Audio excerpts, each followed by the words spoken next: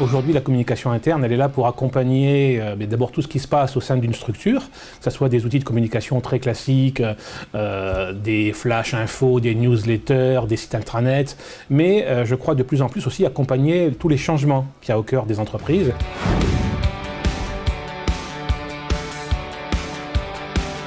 Aujourd'hui, dans une entreprise, quand on est dans un contexte économique plus tendu, on a peut-être tendance à oublier ses valeurs, ses réflexes. Et c'est pour ça que je pense que véritablement l'éthique, la déontologie au sens large, c'est-à-dire finalement ce qui est moralement acceptable, prend une part effectivement croissante dans nos activités de communication interne.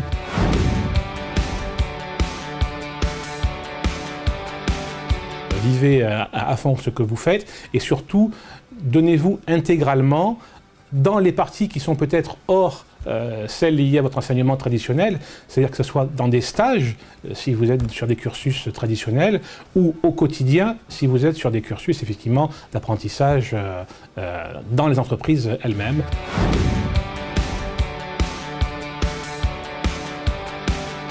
PPA, nous on connaît bien, puisque au sein de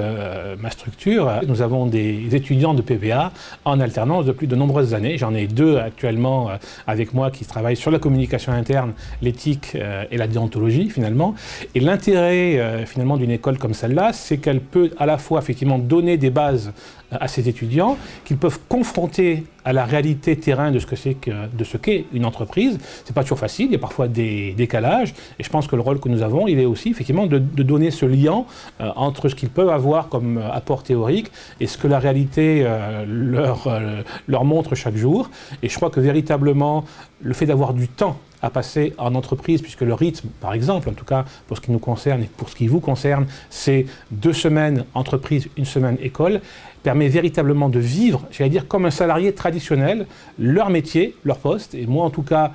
d'une part, je fais en sorte de les considérer comme des salariés traditionnels, avec un attachement en plus, d'essayer de leur donner encore plus de conseils et plus d'apprentissage, pour qu'effectivement, ils bénéficient de ce qu'on a à gérer au quotidien, que ça leur serve